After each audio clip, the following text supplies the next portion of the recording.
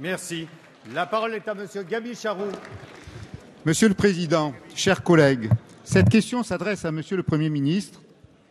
Monsieur le Premier ministre, les Français souffrent. Ils souffrent de conditions de vie toujours plus dures sans que leur soit offerte la perspective d'un horizon meilleur.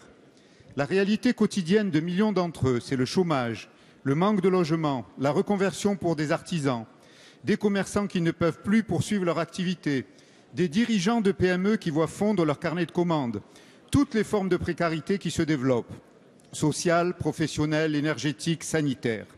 Les seules réponses qu'ils entendent sont au mieux de la culpabilisation quand on les rend responsables de la dette, du coût du travail, qu'on les soupçonne aussi de ne pas chercher un emploi ou de faire grève quand ils défendent leur outil de travail. Les Français souffrent de l'entêtement des choix libéraux d'austérité, de la soumission à l'Europe, de réduction de la dépense publique et de cadeaux aux grands groupes financés par les populations, même les plus fragiles, ou les collectivités territoriales qui n'ont plus les moyens d'agir comme correctrices des inégalités.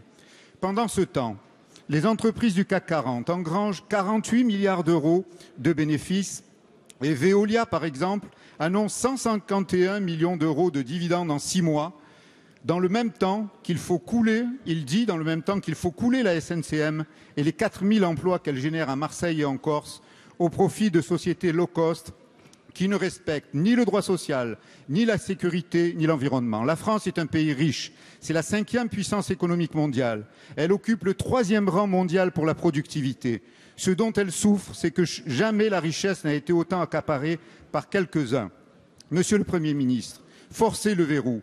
Imposer, je vous prie, c'est de votre responsabilité, vous en avez les moyens, que la richesse soit mieux répartie dans notre pays pour créer les conditions d'un avenir meilleur, pas seulement pour le gouvernement, là n'est pas le plus important, mais pour les Français et pour la France. À quelques jours de la présentation de la loi de finances, comment comptez-vous agir en ce sens? La parole est à Monsieur Michel Sapin, ministre des Finances et des Comptes publics.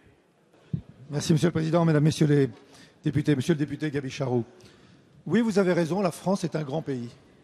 La France est la 5e puissance économique mondiale. La France a d'énormes capacités. Ses travailleurs, ses salariés, ses chercheurs, ses chefs d'entreprise sont prêts à se battre pour faire en sorte que les difficultés que nous traversons, que les difficultés, vous les avez décrites avec justesse, que traversent ceux qui sont les plus frappés par la crise, doivent pouvoir surmonter. Nous sommes un grand pays, nous avons des forces. C'est pour ça qu'il faut que nous ayons confiance en nous.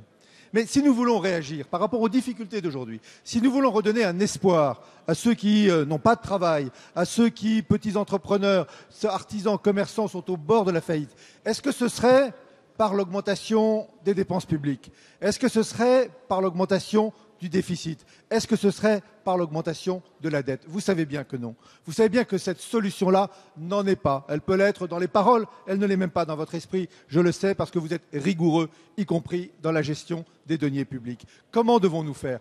En agissant. C'est ce que nous faisons pour redonner à tous, commerçants, artisans ou entreprises, des marges de manœuvre. La marge de manœuvre, ce n'est pas la même chose que le bénéfice, ce n'est pas la même chose que le dividende. La marge de manœuvre, c'est ce qui permet d'investir, ce qui permet d'embaucher, ce qui permet d'être à l'initiative pour justement apporter des réponses et des solutions à ceux qui ont le plus de difficultés. Non, monsieur le député, nous ne menons pas une politique d'austérité. D'autres pays, plus au sud, malheureusement pour leur population, subissent des politiques d'austérité.